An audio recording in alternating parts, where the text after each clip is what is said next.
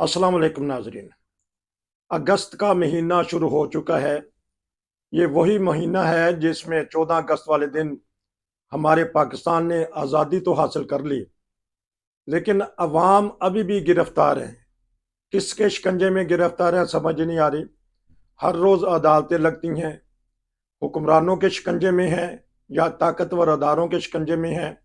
हम किसकी गुलामी कर रहे हैं? अब्दुल कयूम साहब बहुत अच्छी तरह जानते हैं पाकिस्तानी हालात, जो खबरें सुनते हैं और उसके ऊपर बड़े अच्छे अंदाज में तबसरा भी करते हैं। अभी जब ये हंगामे हुए 9 मई के बाद, या 9 मई और 10 मई को, उस पे भी फौरी तौर पे जो हमारे अब्दुल कयूम साहब हैं उन्होंने जिक्र किया था कि जो अदारे हैं उनको अपनी रिट कायम करनी चाहिए थे, ताकि डर रहे और कोई ऐसी हंगामा आराई ना हो जाए। बात मैं शुरू करूंगा। आज फिर सुप्रीम कोर्ट में बात की, वही जजेस ने बात की जो हमारे अब्दुल कयूम साहब और दूसरे तबसरा नगार कहते रहे। जज साहब ने कहा कि जब फौज की तरफ वो हजूम आया, लोग आए, शरपसंद आए, तो उन्होंने दिफा क्यों नहीं किया। मैं उनके पास चलूंगा, लेकिन एक दो अहम और बातें भी हैं, वो भी उनसे आज मैं बातें करूंगा। जी अस्सलाम वालेकुम। जी वालेकुम जी नसीर साहब। जो आप बोल रहे थे वही जजेस बोल रहे हैं, बताइएगा। फिर उसके बाद एक दो अहम सवाल हैं पाकिस्तानी अवाम के बारे में। जी पहले तो जैसे आपने फरमाया कि 14 अगस्त 1947 को पाकिस्तान बना था, बनाने वाले क्या काबिल, ज़हीन, वफादार और ऐसे लोग थे जिनके ऊपर हम फख्र कर सकते हैं और जिनको हम सलूट पेश करते हैं। उनके क्या ख्वाब थे, वो ख्वाब नहीं पूरे हुए। आप देखें कि पाकिस्तानी लोगों को 75 साल में कुछ नहीं मिला, इसलिए कि पाकिस्तान जब बना तो अंग्रेज चले गए और अंग्रेजों के बाद वो लोग हमारे ऊपर सवार हो गए। कायदे आजम साहब के फौत होने के बाद और लियाकत अली खान को उन्होंने मरवा दिया, जो आज तक हमारे ऊपर हावी हैं और अवाम को कुचलते जा रहे हैं। अवाम की ख्वाहिशात, अवाम की हकूक, अवाम को कुछ नहीं दिया गया। इस पाकिस्तान के अंदर इतनी बड़ी जमीन वाला मुल्क, लोगों के पास रहने के लिए जगह नहीं है। ये अफसोसनाक बात है और हम अपने आप को इस्लामिक रिपब्लिक ऑफ पाकिस्तान भी कहते हैं। नसीर साहब, मैं आपके प्रोग्राम में एक बात करना चाहूंगा कि हमारे जो वकाला पाकिस्तान की बका के लिए, पाकिस्तान की लोगों के हकूक के लिए, पाकिस्तान में रूल ऑफ लॉ के लिए लड़ रहे हैं, जिसमें एतजाज आसम साहब हैं और खोसा साहब हैं और अवान साहब हैं, जो बाबर अवान हैं, और उनकी टीमें जो अदालतों में लड़ रही हैं। मैं आपके प्रोग्राम के थ्रू मैं उन्हें सलाम पेश करूंगा कि वो बड़ी जद्दोजहद कर रहे हैं कि पाकिस्तान के अंदर जुल्म और सितम का ये निज़ाम ख़त्म हो, और वो उसके लिए रात दिन लगे हुए हैं और वो इस तारीफ के मुस्तहिक हैं।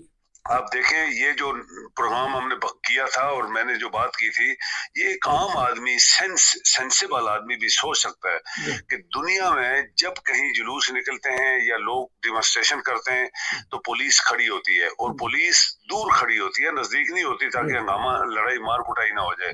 और उनके पास लाउड स्पीकर होते हैं, वो एक हद लाइन उन्होंने रखी होती है, रेड लाइन। वो लाउड स्पीकरों से बताते जाते हैं कि मियाँ आप डिमॉन्स्ट्रेशन करो पीसफुली, कोई तुम्हें पूछेगा नहीं, लेकिन इस रेड लाइन से आगे नहीं आना। वो लाउड स्पीकर में बताते हैं कि रेड लाइन क्रॉस करोगे तो फिर हम डंडे मारेंगे, आंसू गैस फेंकेंगे, और पॉसिबली गोलियां भी वो हवा में मारते हैं पहले, फिर ज्यादा खतरा हो तो पांव की तरफ मारते हैं।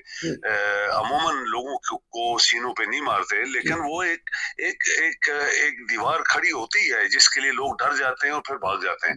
ये एक ऐसा हादसा था जिसमें सब रास्ते क्लियर कर दिए गए, इसलिए कि ये एक प्लान साजिश थी इमरान के खिलाफ। इमरान को खत्म करना है, इमरान को फांसी लगाना है, इमरान की पार्टी को खत्म करना है, इनके लोगों को जेलों में डालना है, इनकी औरतों मर्दों को जेलों में डालना है। वेल प्लान साजिश थी जिसके खिलाफ हमारे अदारे जो हैं वो इनके साथ मिल गए, और आपके जजेस जो हैं वो फैसला नहीं दे पाए। ये भी बहुत बड़ी बदबख्ती है, और इसके लिए पाकिस्तान तो चल नहीं रहा। हम बहुत दफा कह चुके हैं, आज भी पाकिस्तान स्टैंड स्टिल है। उसके लोगों के हकूक नहीं दिए जा रहे, इंसाफ नहीं दिया जा रहा, लोगों को खाने पीने की चीजें नहीं मिल रही। इतना बड़ा मुल्क जो मैंने दोहराया, जमीनें खाली पड़ी, उनको 5 मरले जमीन भी नहीं देते कि कम से कम इज्जत से रहे, या 5 मरले जमीन दें ताकि अपनी रोजी वो सब्जियां और फ्रूट लगा के फिर रोजी कमा सके। یہ نصیر صاحب اس مہینے میں جو پاکستان آزاد ہوا تھا 75 سال بعد، اس کا یہ رزلٹ ہے آج۔ اچھا، تو جج کا جواب کون دے گا؟ کس کے پاس اتنی ہمت ہے کہ انہوں نے صاف طور پہ کہہ دیا، اور جو بھی یہ بھی کہہ دیا کہ اگر فوجی کے گھر سے کوئی چوری ہو تو اس کا عدالت، آیا فوجی اس میں ہوگا عدالت میں؟ کیونکہ کیس جو چل رہا ہے کہ فوجی عدالتوں کے متعلق کیس چل رہا ہے، اور ابھی فیصلہ آنے والا ان دنوں میں، تو کیا جج صاحب کے بات سے اتفاق کرتے ہیں آپ؟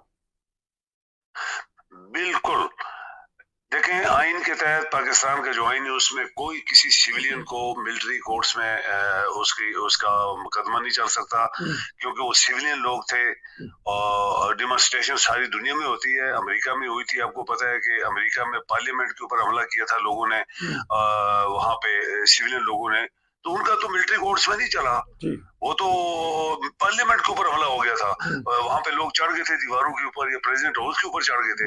یہ ہمارے ملک میں گنڈا گردی ہے، جو چاہتا ہے وہ کرتا ہے۔ ہاں، اگر آرمی کا کوئی آدمی، سرونگ آرمی کا آدمی، افسر جوان کوئی ایسا غلط کام کرتا ہے تو پھر اس ملٹری کے اندر قانون ہے، لیکن پھر بھی دنیا کے حقوق ہیں۔ آپ دیکھیں سویڈن میں، نصیر صاحب یہ آپ کے پروگرام میں پہلے شاید میں نے بات کی ہے کہ سویڈن میں جتنے مقدمے ہوتے ہیں ملٹری کے، سب سول عدالتوں میں چڑھتے ہیں۔ یعنی ایون فوجی جو ہیں جب وہ غلط کام کرتے ہیں تو ان کو بھی سول عدالتوں میں ٹرائی کیا جاتا ہے، وہ ان کی ملٹری کورٹس میں نہیں وہ کر سکتے، کیونکہ یہاں انصاف، رول آف لا ہے۔ وہ کہتے ہیں کہ اگر وہ فوجی ڈرائیور ٹرک گاڑی مار آتا ہے، کسی بندے کو مار دیتا ہے، تو وہ پولیس اس کو پکڑتی ہے اور پولیس لے کے آتی ہے سول عدالتوں میں، اور سول عدالتیں فیصلہ کرتی ہیں۔ جبکہ پاکستان میں ملٹری کورٹ فیصلہ کرتے ہیں، کوئی ان کو پوچھنے والا نہیں ہے، کیوں بھائی کوئی ملک نہیں ہے کیا؟ رول وہاں پہ کوئی آئین نہیں ہے؟ اگر ملٹری فیصلہ بھی کرے تو ان کو پورا حق دینا چاہیے کہ وہ ہائی کورٹس میں، سپریم کورٹس میں، جو پاکستان کی عدالتیں وہاں جائیں اور اپیل کریں اور اپنا جو ان کے سزا ہے اس کو معاف کریں، یا پریزیڈنٹ ان کو معاف کر دے۔ یہ صرف پاکستان ایک ایسا ملک ہے جہاں پہ یہ سب کچھ ہو رہا ہے۔ اس ملک کے اندر آئین نہیں ہے، اس ملک کے آئین کو مان کو نہیں رہا، آپ کے سامنے مسائل، اور ججز کی کوئی فیصلوں کو مان نہیں رہا۔ اور یہ گنڈا گردی جو 14 پارٹی نے شروع کی تھی 1.5 سال پہلے، وہ جاتے جاتے بھی بہت کچھ کر کے جانے والے تھے، لیکن کل آپ دیکھ لیں سینٹ میں آپ کے پیپل پارٹی کے سینیٹر نے اٹھا کے باہر ان کو پھینک دیا، پیپر پھاڑ کے دیے جو عمران کے خلاف تھے، ان کا یہ ایسا ہونے نہیں دیں گے جو ہو رہا ہے۔ آپ کے وکیل فائٹ کر رہے ہیں، جو قابل ترین وکیل ہے پاکستان کے، وہ پاکستان کے لوگوں کے لیے عدالتوں میں فائٹ کر رہے ہیں، اور انشاءاللہ عوام، پاکستان کی عوام، یہ 75 سال بعد کم از کم پاکستان کے عوام جو ہیں وہ یہ جنگ جیتیں گے۔ اچھا، یہ بھی بتائیے گا کیوں عوام کو حقوق نہیں مل سکے؟ میں پھر وہ بیٹی رضوانہ کی بات کروں گا۔ خون جم گیا ہے، اتنی اس کے اوپر تشدد کیا ہے، اس کی آنکھوں میں خون جم گیا ہے، ڈاکٹر کہتے ہیں ہماری آنکھوں میں سے آنسو آ رہے ہیں۔ یہ کس کی آنکھوں میں خون اترا تھا کہ اس بچی پہ یا اس جیسی اور بچیوں ہزاروں پہ ظلم ہو رہا ہے؟ کیا کہیں گے وہ جج صاحب؟ کہتے ہیں کہ میری بیوی نفسیاتی مریضہ ہے، میرا میڈیا ٹرائل ہو رہا ہے، تو صاف بات بتائیں کہ کیا بات ہوئی ہے، بتائیے گا، تبصرہ کیجئے۔ اگر تمہاری بیوی، اس کو یہ پوچھنا چاہیے کہ اگر تمہاری بیوی نفسیاتی مریض ہے تو تم نے نوکریانی کیوں رکھی تھی، جوان بچی کیوں رکھی ہے، چھوٹی عمر کی بچی کیوں رکھی ہوئی تھی؟ کیونکہ جو آدمی نفسیاتی سائیکالوجیکلی انفٹ ہوتا ہے وہ کچھ بھی کر سکتا ہے، وہ مار بھی سکتا ہے کسی بندے کو، کسی کو زہر بھی دے سکتا ہے، کسی کا گلا گھونٹ سکتا ہے۔ تو ایک غریب بچی جو ہے نا، اس کے ساتھ ہوا ہے نا، تمہاری اپنی بچی کے ساتھ کیوں نہیں تمہاری بیوی نے اس کا گلا گھونٹا اور اس کے ساتھ ظلم کیوں نہیں کیا، اس کو مارا کیوں نہیں اگر وہ نفسیاتی مریض ہے؟ نصیر صاحب آپ کو یاد ہوگا ایک پنجاب کا کیس تھا جس میں ایک بچی جو تھی وہ 13-14 سال کی بچی تھی، اس کی آنکھوں میں کوئی خارش وغیرہ تھی یا کچھ آنکھوں میں اس کو کوئی تکلیف تھی، اور وہ بچی جو تھی اس کو اسپتالوں میں لے گئے، غلط ٹیکہ لگایا گیا، اس کی آنکھیں باہر نکل آئیں، وہ بال بن گئے، اور یہ چیف منسٹر تھا جو مداری ہے یہ پنجاب کا، یہ جو کرپٹ لوگ ہیں، کرپٹ فیملیز ہیں، یہ پنجاب کی جو فیملی ہے، یہ چیف منسٹر تھا اور اس کا بڑا بھائی وزیر اعظم تھا، اور یقین کرے وہ بچی مر گئی اسی بیماری سے، انہوں نے اس کا علاج نہیں کروایا تھا۔ پوری دنیا کے کیا کہتے ہیں کہ اخباروں میں اور سوشل میڈیا پہ آیا کہ یہ بچی، اس کا علاج کرو، اس کو باہر بھیج دو، نہیں کیا انہوں نے، وہ بچی مر گئی۔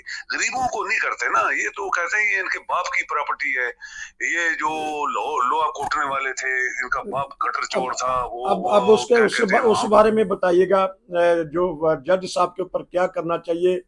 ऐसा स्वीडन में वाक़या होता है, या जो अब बच्ची के ऊपर जुल्म हो गया और उसको अभी तक होश नहीं आ रहा, इस बारे में बताइएगा। उसकी बीवी उसी वक्त जेल में जाती और उसके अच्छा। खामद को अरेस्ट कर लेते। हाँ बात जी। यह है कि जज होना कोई बड़ी बात नहीं है। जज जी। के मतलब ये नहीं कि जो मर्जी जज करे जी। उसकी बीवी जो मर्जी करे। जी। यहाँ पे तो उसी वक्त उसकी बीवी अरेस्ट हो जाती, और फिर अगर वो बच्ची मर जाती है, कोई ज्यादती उसके साथ होती है, तो सारी जिंदगी के लिए जेल में जाती। ये स्वीडन है, यहाँ पे रूल ऑफ लॉ है, यहाँ पे इंसाफ है, यहाँ पे किसी के साथ कोई डिस्क्रिमिनेशन नहीं होती। ये काला है, सफेद है, ये उर्दू बोलता है, अंग्रेजी बोलता है, ये स्वीडिश बोलता है, जो इंसाफ है वो इंसाफ है। ये यूरोप का मुल्क है और यहाँ पे रूल ऑफ लॉ की स्टिक जो है वो बैलेंस होती है। वहां पे किसी से डरते नहीं है जजेस यहाँ पे, और उसको सख्त तरीन सजा मिलती अगर ये स्वीडन होता तो क्योंकि अभी मैं एक दो प्रोग्राम आपसे और लूंगा 14 अगस्त के बारे में, हम अपनी गुलामी के जंजीरें क्यों नहीं उतार सके, हमारे पे कैसे हुक्मरान मुसल्लत रहे, 2 मिनट में बताइएगा। मैं और आपसे प्रोग्राम लिया करूंगा आप 14 अगस्त से पहले। जी, गुलामी की जंजीरें। देखिए नसीर साहब, जो कौमें जाग रही होती हैं उनको कोई गुलाम नहीं बना सकता। ये कौमों के ऊपर मुनहसर होता है कि जो कौमें सो रही होती हैं वो उनके साथ यही असर होता है कि सोते हुए आदमी की चीजें चोरी हो जाती हैं, सोते हुए घर वालों के चोर चोरी करके चले जाते हैं, सोते हुए बैंक का जो गार्ड होता है वो अंदर से बैंक चोरी की, जो बैंक का सामान चोरी हो जाएगा। सोते हुए कौमें जो होती हैं उनके साथ यही असर होता है जो पाकिस्तानियों के साथ हुआ है। कोई छोटी आबादी नहीं है, 20 करोड़ लोग हैं। अगर ये कौम जाग रही होती तो आज इनके साथ कभी कोई ज्यादती न कर सकता, लेकिन ये अफसोस है कि ये कौम सोई हुई है, और इसी वजह से ये तमाम गुंडे, बदमाश, चोर चक्के हमारे ऊपर सवार हैं, और पाकिस्तान को, सिर्फ पाकिस्तान को लूट रहे हैं, और पाकिस्तान के लोगों के हकूक को लूट रहे हैं, और उनको कत्ल गारत और खून उनके साथ किया जा रहा है।